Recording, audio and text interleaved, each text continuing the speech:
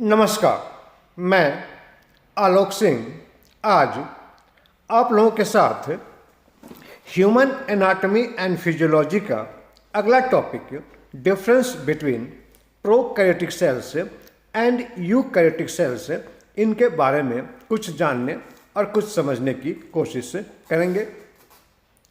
पिछली दो क्लासेस में हम लोगों ने ये जान लिया कि सेल्स क्या होती हैं और वो कितने टाइप्स की होती हैं।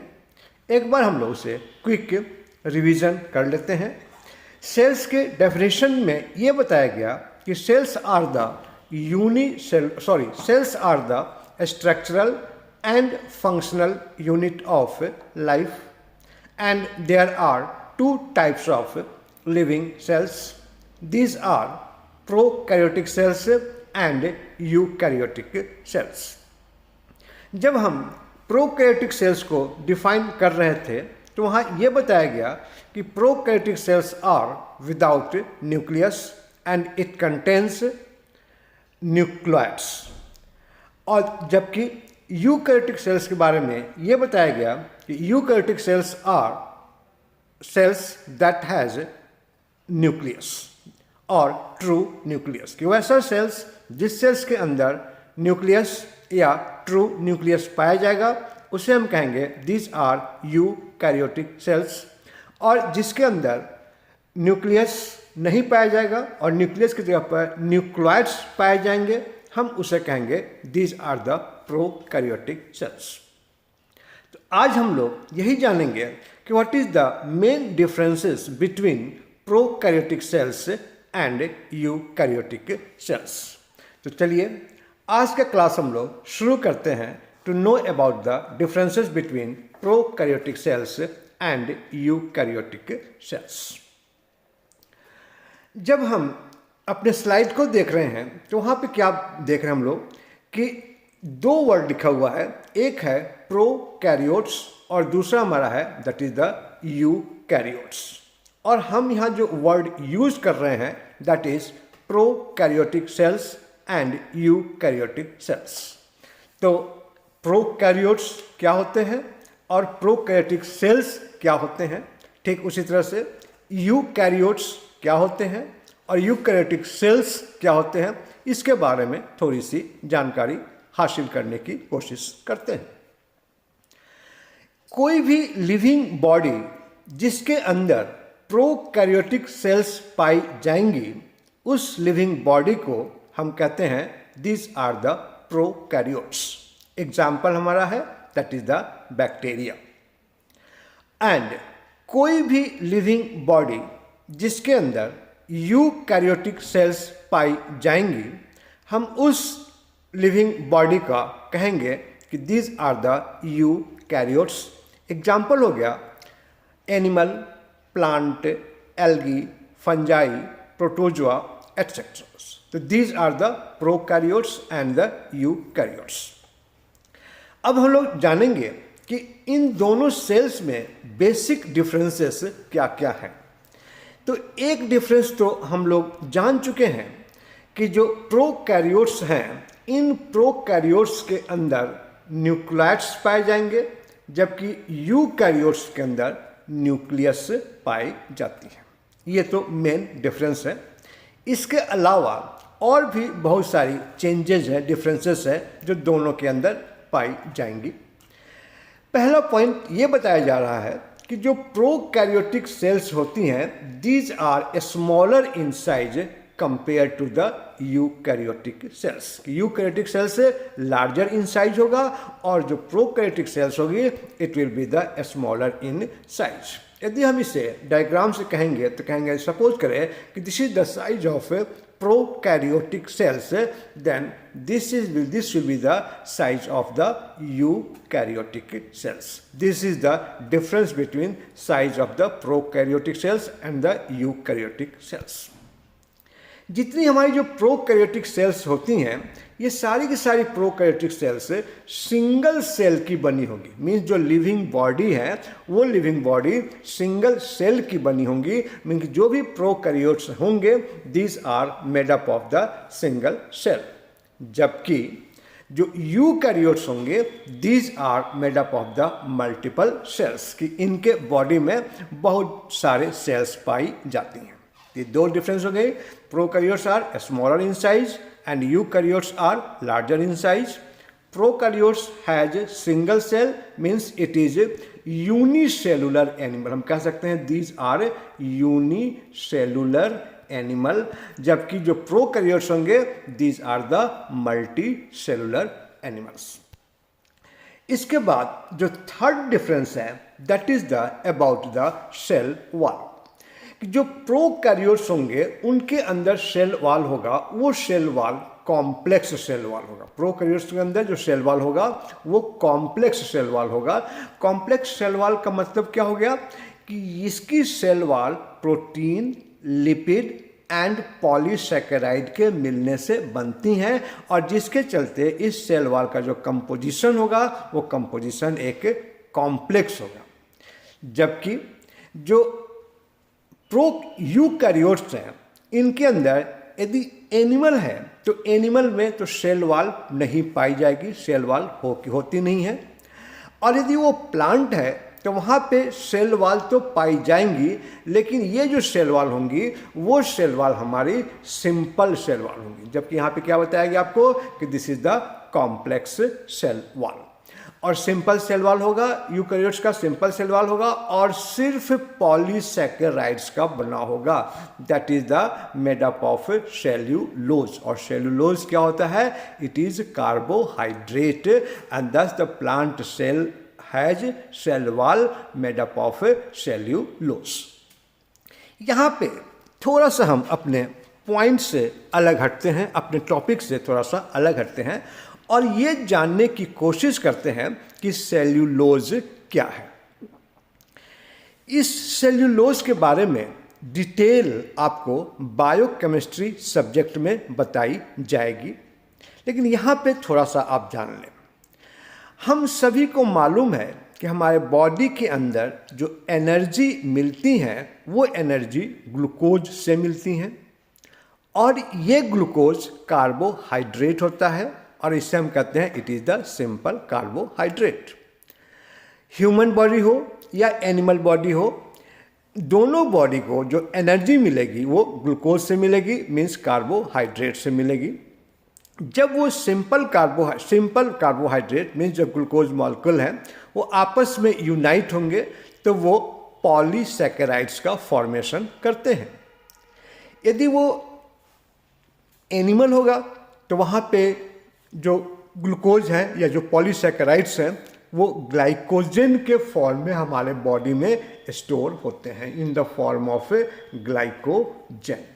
मीन्स जो ग्लूकोज है वो एनिमल बॉडी के अंदर एंटर हुआ और एनिमल बॉडी के अंदर एंटर होने के बाद हमारी बॉडी ने ग्लूकोज को यूटिलाइज किया और उस ग्लूकोज से हमारी बॉडी को एनर्जी मिल गई।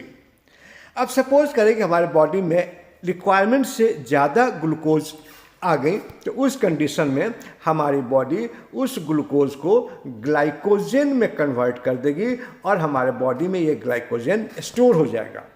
और जब हमारे बॉडी को ग्लाइकोजन की आवश्यकता होगी, हमारी बॉडी इस ग्लाइकोजन को ग्लूकोज में कन्वर्ट कर देंगी और फिर ये ग्लूकोज हमारे बॉडी को एनर्जी प्रोड्यूस करेगा। ठीक इसी तरह से प्लांट के अंदर भी जो एनर्जी मिलनी चाहिए वो ग्लूकोज से ही मिलती हैं, और प्लांट के पास यदि ग्लूकोज का अमाउंट ज़्यादा हो गया तो प्लांट उसे स्टार्च के फॉर्म में अपने बॉडी में स्टोर कर लेता है, और जब प्लांट को ग्लूकोज की आवश्यकता होती है तो वो इस स्टार्च को ग्लूकोज में कन्वर्ट कर देगा और फिर उस ग्लूकोज से हमारे बॉडी को या मीन्स प्लांट के बॉडी को एनर्जी मिलती है। अब ये एनर्जी कैसे मिलती हैं इसका डिटेल आपको बायोकेमिस्ट्री सब्जेक्ट में बताई जाएगी, लेकिन यहाँ पर सिर्फ इतना ही जान लें कि स्टार्च क्या हमारा है, इट इज़ ए ग्लूकोज। अब जब सपोज करें कि पॉलीसैकेराइड्स ग्लूकोज और स्टार्च का जो कंपाउंड है वो और ज़्यादा कॉम्प्लेक्स हो गया, तो वो कॉम्प्लेक्स होने के बाद वो जो नेक्स्ट कंपाउंड बनता है दैट इज कॉल्ड सेल्यूलोज। कि जितने भी प्लांट हैं उस प्लांट में जो आप फ्रूट्स देखते होंगे और फ्रूट्स के ऊपर जो कवरिंग देखते हैं वो कवरिंग सेल्यूलोज की बनी हुई होती हैं। ठीक उसी तरह से प्लांट के सेल्स के अंदर जितने भी सेल्स हैं उनके सेल की सेल वॉल होंगी, और वो सेल वॉल किसकी बनी होंगी? It is made up of cellulose.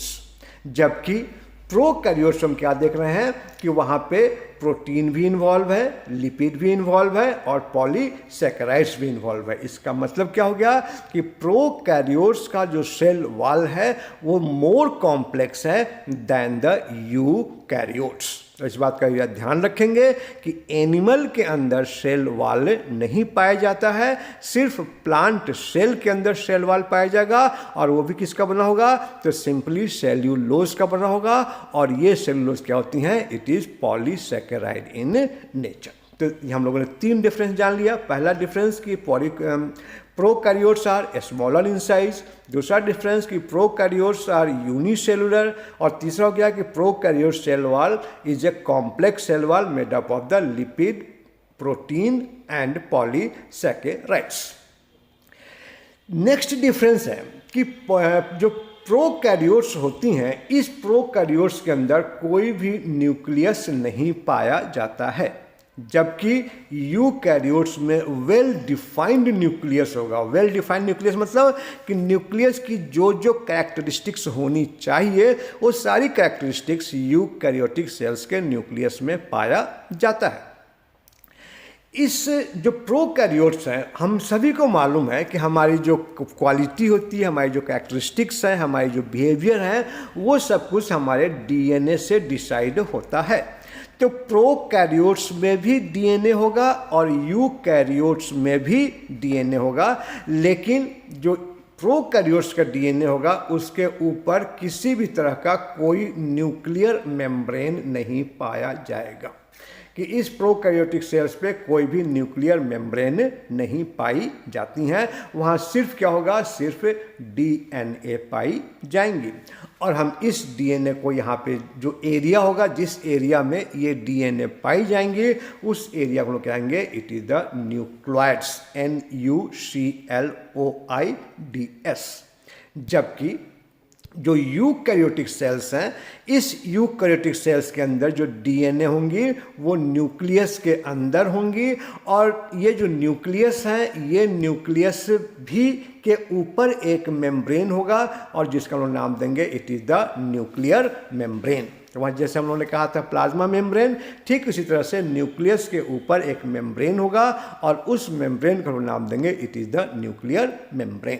और चूंकि यहाँ पे न्यूक्लियर मेम्ब्रेन पाई जा रही हैं, इसलिए हमने इस स्ट्रक्चर का नाम दे दिया इट इज़ ए न्यूक्लियस। और यहाँ पे प्रोकैरियोट्स में न्यूक्लियर मेम्ब्रेन नहीं पाई जा रही हैं, तो हमने इसका क्या नाम दे दिया? It is a nucleoids. This is the difference कि प्रोकैरियोट्स में न्यूक्लियोइड्स पाए जाएंगे, जबकि यूकैरियोट्स के अंदर सिर्फ न्यूक्लियस पाई जाती है। अब फिर ये बताया जा रहा है कि जो डीएनए है, डीएनए हमारी प्रोकैरियोट्स के अंदर जो होंगी वो सर्कुलर होंगी, जबकि जो यूकैरियोट्स होंगी वहाँ पे ये लीनियर होंगी। अब देखिए सर्कुलर और लीनियर का क्या मतलब हुआ? बहुत ही सिंपल है। सपोज करें कि हमारे बॉडी के अंदर डीएनए है, मीन्स प्रोकैरियोट्स में डीएनए है। सपोज करें कि this is the prokaryotic cell, और इस प्रोकैरियोटिक सेल्स के अंदर डीएनए है, तो डीएनए क्या होगा? वो सर्कुलर फॉर्म में होगा। और जब ये सर्कुलर फॉर्म में होगा तो इसे क्या कहेंगे? It is found in the prokaryotic sales. जबकि जो यूकैरियोटिक सेल्स होंगी, इस यूकैरियोटिक सेल्स में जो डीएनए होगा वो लीनियर शेप में होगा। लीनियर मतलब एक स्ट्रेट लाइन में होगा। स्ट्रेट लाइन नहीं कह सकते, लेकिन एक दोनों एंड एक दूसरे से मिले हुए नहीं होंगे, तो इसे कहेंगे it is the linear DNA. अब यहाँ पे एक वर्ड हम देख रहे हैं that is the double stranded. यहाँ भी क्या कहा जा रहा है? सर्कुलर डबल स्ट्रैंडेड डीएनए, और यहाँ भी क्या कहा जा रहा है? Linear double stranded DNA. अब इस डबल स्ट्रैंडेड वर्ड का क्या मीनिंग है? तो बहुत ही सिंपल है। डबल स्ट्रैंडेड मतलब क्या होगा कि सपोज करो कि ये सर्कुलर है, तो ये एक्चुअल में ये दो चीज़ें ऐसे बनी हुई हैं, तो इसे कहेंगे it is the double stranded. यहाँ पे क्या हो गया लीनियर में कि डबल स्ट्रैंडेड मीन्स ऐसे हो गई, और ये दिस इज, तो this is called the double stranded. तो यहाँ पे क्या हो गया कि जो प्रोकैरियोटिक होंगी उस प्रोकैरियोटिक में डीएनए होंगी वो डबल स्ट्रैंडेड होंगी, जबकि यूकैरियोटिक में जो डीएनए होंगी वो डबल स्ट्रैंडेड होंगी और साथ साथ क्या होगा, it is linear in nature. तो these are the differences. Next difference ये बताया जा रहा है कि जो प्रोकैरियोटिक सेल्स होंगी उस सेल्स के अंदर ऑर्गेनेल्स एब्सेंट होते हैं, मोस्ट ऑफ ऑर्गेनेल्स एब्सेंट होते हैं, जबकि यूकैरियोटिक सेल्स के अंदर वेल डेवलप्ड ऑर्गेनेल्स होते हैं। अब यहाँ प्रश्न ये है कि व्हाट इज ऑर्गेनेल्स। देखिए वेरी सिंपल, कि जैसे हमारी बॉडी है, एक ह्यूमन बॉडी है, और इस हमें मालूम है कि हमारे ह्यूमन बॉडी के अंदर बहुत सारे ऑर्गन्स होते हैं और वो ऑर्गन्स अपना अपना फंक्शन परफॉर्म करते हैं। ठीक इसी तरह से हर एक सेल्स में, वो प्रोकैरियोटिक सेल्स हो या यूकैरियोटिक सेल्स हो, उनके अंदर भी कुछ स्ट्रक्चर पाए जाएंगे और वो स्ट्रक्चर अपना कोई ना कोई फंक्शन परफॉर्म करती हैं। तो सेल के अंदर कोई ऐसा स्ट्रक्चर पाया जाता है तो उसे हम कहेंगे इट इज़ ऑर्गेनेल्स। और हमारे ह्यूमन बॉडी या किसी भी एनिमल बॉडी के अंदर कोई इस तरह का सिस्टम पाया जाता है, उसे हम क्या कहते हैं, it is the organs. This is the main difference. हमारे जैसे लंग्स है तो लंग्स एक ऑर्गन हो गया, लेकिन वहाँ न्यूक्लियस हो गया तो न्यूक्लियस क्या हो गया, या न्यूक्लियस के अंदर कोई माइटोकॉन्ड्रिया या कोई भी पार्ट है तो वो क्या हो गया, that is the organelles. This is the main difference. Body के अंदर वो है दैट इज कॉल्ड ऑर्गन, और जो सेल के अंदर है तो दैट इज कॉल्ड ऑर्गेनेल्स। तो जो प्रोकैरियोटिक सेल्स होते हैं उनके अंदर जो सेल ऑर्गेनेल्स है वो एब्सेंट होंगे, जबकि यूकैरियोटिक में जो सेल ऑर्गेनेल्स होंगे वो सेल ऑर्गेनेल्स से प्रेजेंट होंगे। अब ये जो सेल ऑर्गेनेल्स हैं, ये सेल ऑर्गेनेल्स कौन कौन से हैं, जैसे आप देख लेंगे स्लाइड के अंदर लिखा हुआ है कि it is mitochondria, Golgi bodies, ER, lysosome, centrosome etcetera. अब ये सारे स्ट्रक्चर क्या हैं इसके बारे में हम लोग डिटेल स्टडी तब करेंगे जब हम यूकैरियोट्स चैप्टर को स्टडी करेंगे या यूकैरियोटिक सेल्स के बारे में डिटेल स्टडी करेंगे। अभी सिर्फ इतना ही जान ले आपकी प्रोकैरियोटिक सेल्स के अंदर सेल ऑर्गेनेल्स एब्सेंट होते हैं, जबकि यूकैरियोटिक सेल्स के अंदर सेल ऑर्गेनेल्स वेल डेवलप्ड होते हैं और वो अपना अपना फंक्शन परफॉर्म करेंगे। फिर कहा जा रहा है कि जो प्रोकैरियोटिक सेल्स हैं यदि उनके अंदर सेल ऑर्गेनेल प्रेजेंट होगा भी तो उस सेल ऑर्गेनेल के ऊपर किसी भी तरह का कोई मेम्ब्रेन या किसी भी तरह की कोई कवरिंग नहीं पाई जाएगी, जबकि जो यूकैरियोटिक सेल्स होंगे यदि वहाँ ऑर्गेनेल्स हैं तो ऑर्गेनेल्स के ऊपर मेम्ब्रेन पाई जाएंगी, मीन्स ऑर्गेनेल एक मेम्ब्रेन के द्वारा कवर्ड होंगी। तो ये हो गया नेक्स्ट डिफरेंस कि cell organelles present in the most of the cell organelles are absent in the prokaryotic, but few cell organelles are present, but these cell organelles are not covered or not enclosed inside a membrane, while in the eukaryotic cells these organelles are enclosed inside a membrane. फिर next difference कहा जा रहा है कि जो prokaryotic cells हैं इस prokaryotic cells के अंदर राइबोसोम्स पाई जाती हैं, और ये जो राइबोसोम्स हैं उसका होता है कि इट इज 70S राइबोसोम, जबकि यूकैरियोट्स के अंदर जो राइबोसोम्स पाई जाएंगी that is the 80S ribosomes. अब प्रश्न ये है कि व्हाट इज राइबोसोम्स। तो राइबोसोम्स के बारे में डिटेल हम लोग स्टडी करेंगे जब हम यूकैरियोटिक सेल्स के बारे में जानेंगे। यहाँ सिर्फ इतना ही जान ले कि जो प्रोकैरियोटिक सेल्स हैं उसके अंदर राइबोसोम्स हैं, और वो राइबोसोम्स कौन सा है, इट इज द 70S, एक कोड दिया हुआ है 70S। और जो हमारी यूकैरियोटिक सेल्स हैं उसके अंदर जो राइबोसोम है that is the 80S।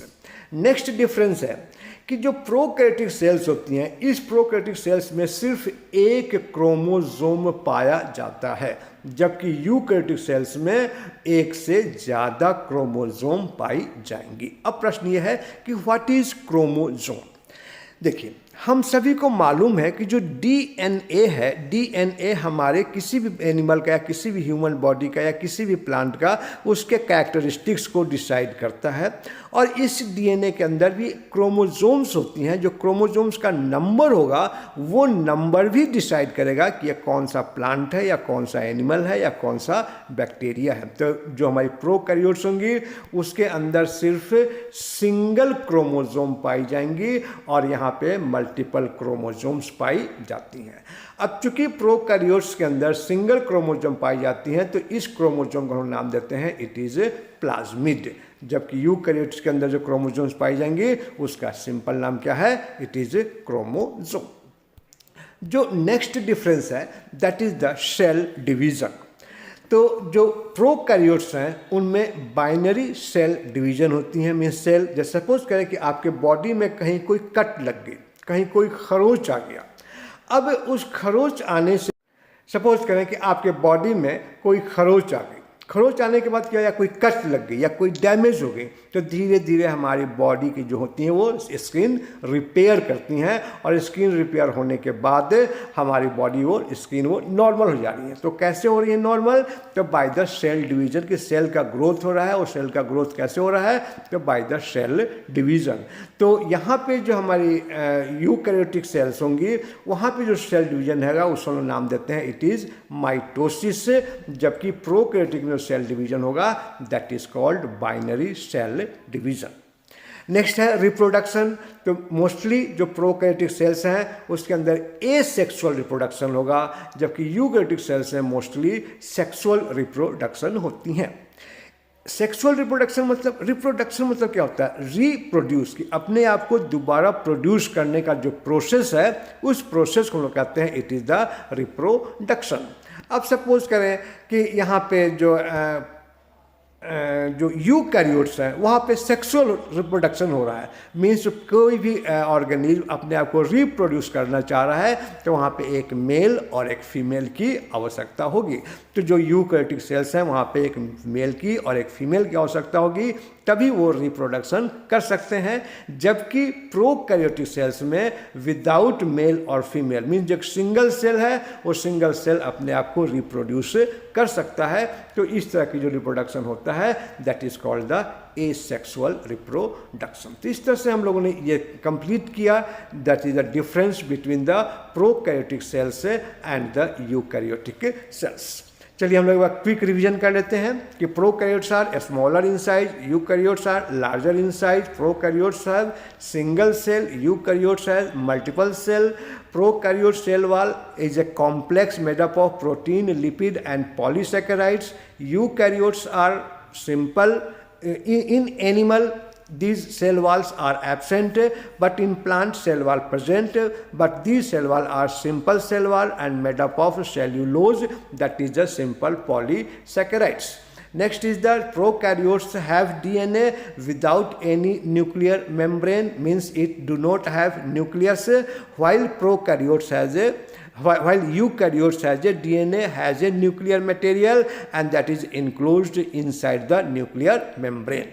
Next हो गया कि जो डीएनए होंगी प्रोकैरियोट्स में वो सर्कुलर होंगी और डबल स्ट्रैंडेड होंगी, जबकि यूकैरियोट्स के अंदर जो डीएनए होंगी वो लीनियर होंगी और डबल स्ट्रैंडेड होंगी।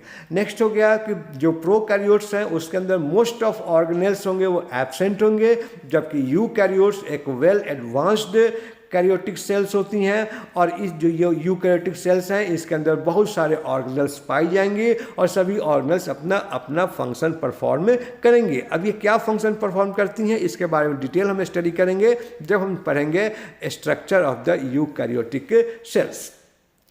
यदि सपोज करें कि प्रोकैरियोट्स के अंदर या प्रोकैरियोटिक सेल्स के अंदर कोई ऑर्गेनल्स पाई गई भी तो उस ऑर्गेनल्स के ऊपर कोई मेम्ब्रेन नहीं होगा, जबकि यूकैरियोट्स में जितने भी ऑर्गेनल्स होंगे उस सभी ऑर्गेनल्स के ऊपर एक कवरिंग होगी जिसे हम कहेंगे कि एक मेम्ब्रेन पाई जाती हैं। जो प्रोकैरियोट्स होती हैं उसके अंदर राइबोसोम पाया जाता है and it is 70S ribosome, while जो यूकैरियोट्स होंगे उसके अंदर राइबोसोम पाया जाएगा and it is the 80S ribosomes. Prokaryotes के अंदर जो क्रोमोसोम होगा वो 1 क्रोमोसोम होगा और इसका हम लोग नाम देते हैं it is plasmid, while eukaryotes के अंदर एक से ज़्यादा क्रोमोसोम पाई जाती हैं। प्रोकैरियोट्स के अंदर जो सेल डिवीजन होता है that is by the binary cell division, while in eukaryotes it is by the process of mitosis. जो प्रोकैरियोट्स हैं उसके अंदर एसेक्सुअल रिप्रोडक्शन होगा, जबकि यूकैरियोट्स के अंदर सेक्सुअल रिप्रोडक्शन होती है। अब देखिए जितने भी ऑर्गेनेल्स हैं उसका नाम यहाँ लिखा हुआ है कि जो प्रोकैरियोट्स हैं, इस प्रोकैरियोट्स के अंदर कौन कौन से ऑर्गेनेल्स हैं, तो ये ऑर्गेनेल्स हो गया हमारा that is the nucleoid, cytoplasm है, साइटोप्लाज्म में ribosome, mesosome, granules, cell membrane, cell wall, glycocalyx, इसके अलावा फैम्ब्री, पाइलस एंड फ्लैजेला। और जबकि हम यूकैरियोट्स में स्टडी है that is the nucleus, cytoplasm, mitochondria, chloroplast, Golgi apparatus, lysosomes, vacuole, ribosomes, glycocalyx and appendages like cilia and flagella. अब यहाँ पे थोड़ा सा आपको कन्फ्यूजन हो रहा होगा कि जो हम लोग पिछले क्लास में स्टडी किया प्लाज्मिड के सेल स्ट्रक्चर का, तो वहाँ पर ये बताया गया कि सेल के अंदर न्यूक्लियड्स पाई जाती हैं, साइटोप्लाज्म पाई जाती हैं, सेल मेम्ब्रेन पाई जाती हैं, सेल वॉल पाई जाती हैं और फ्लैजेला पाई जाती हैं। वहाँ पे हम लोग ये वर्ड स्टडी नहीं किए कि व्हाट इज ग्लाइकोकैलिक्स। यहाँ पे देखिए एक वर्ड लिखा हुआ है दैट इज द ग्लाइकोकैलिक्स, या वर्ड लिखा हुआ है पाइलस, या वर्ड लिखा हुआ है फिम्ब्री, या वर्ड लिखा हुआ है एंडोस्पोर। तो ये क्या है? ये भी हमारे प्रोकैरियोट्स का पार्ट है। यदि आप प्रोकैरियोट सेल का स्ट्रक्चर याद होगा तो वहाँ कहा गया था कि जो प्रोकैरियोट्स का जो सेल है, सेल वाल जो कवरिंग है वो 3 लेयर्स की बनी है। जो इनर लेयर है that is the plasma membrane, middle layer है that is the cell wall, और एक आउटर लेयर है जिसका हम नाम दिए थे कैप्सूल, और उसी आउटर लेयर को हम यहाँ पे क्या नाम दे रहे हैं, इट इज द ग्लाइकोकैलिक्स। यदि ग्लाइकोकैलिक्स हार्ड है तो हम कहेंगे इट इज़ कैप्सूल, यदि वो सॉफ्ट है तो हम कहेंगे इट इज़ द स्लाइम। दूसरा वर्ड आ गया पाइलस और फैमिली। पाइलस और फैमिली क्या होता है आपको याद होगा, सपोज करें कि हम ये प्रोकैरियोटिक सेल्स का फॉर्मेशन कर रहे हैं, तो इसके ऊपर हम देखा होगा आपने वहाँ पे एक छोटा छोटा इस तरह का स्ट्रक्चर निकला हुआ है। ये जो स्मॉलर स्ट्रक्चर निकला हुआ है दिस इज द पाइलस, और इस पाइलस का मेन पर्पस होता है कि प्रोकैरियोट सेल्स को किसी भी दूसरे सरफेस या किसी दूसरे प्रोकैरियोट्स के साथ कंबाइन करने में, ज्वाइंट करने में, यूनाइट करने में हेल्प करता है। इनके सहारे ये प्रोकैरियोट सेल से किसी भी दूसरे सरफेस से अपने आप को स्टिक कर सकते हैं, उनको ज्वाइन कर सकते हैं। फ्लैजेला हम लोग मालूम है फैम्ब्री, इसी के अंदर फैम्ब्री भी पाई जाती है, जो सीलिया कह सकते हैं, ये सीलिया पाई जाती हैं। एक वर्ड आया एंडोस्पोर। देखिए एंडोस्पोर क्या होता है, सपोज करें कि कोई अनफेवरेबल कंडीशन डेवलप हो रही हैं, तो उस कंडीशन में क्या होता है कि जो प्रोकैरियोट्स होती हैं ये प्रोकैरियोट्स इनएक्टिव हो जाती हैं, और इनएक्टिव होने के बाद उसके अंदर एक्टिविटी बंद हो जाएंगी, तो उस तरह के प्रोकैरियोट्स को नाम क्या देते हैं, it is the endospore, it is called endospore. और जैसे ही फेवरेबल कंडीशन आएगी जो प्रोकैरियोट्स होती हैं वो एक्टिव फॉर्म में आ जाती हैं, और तब उनसे कहेंगे it is the prokaryotic cells. तो मैं उम्मीद करता हूँ इस तरह से हम लोगों ने ये चैप्टर को हम लोगों ने कंप्लीट किया। मैं उम्मीद करता हूँ कि आपको ये सारी टॉपिक समझ में आ गई होंगी, सारी पॉइंट क्लियर हो गई होंगी। फिर भी यदि आपको किसी तरह का कोई प्रॉब्लम है, कोई ऐसा टॉपिक है जो समझ में नहीं आ रहा है, कहीं कोई कन्फ्यूजन है, तो आप अपना कमेंट ज़रूर लिखें कमेंट बॉक्स में। मैं उसका रिप्लाई देने की अपनी तरफ से पूरी कोशिश करूँगा। Thank you very much. आपसे फिर मैं रिक्वेस्ट कर रहा हूँ कि अपना कमेंट, अपना सजेशन कमेंट बॉक्स में ज़रूर डाला करें। Thanks a lot.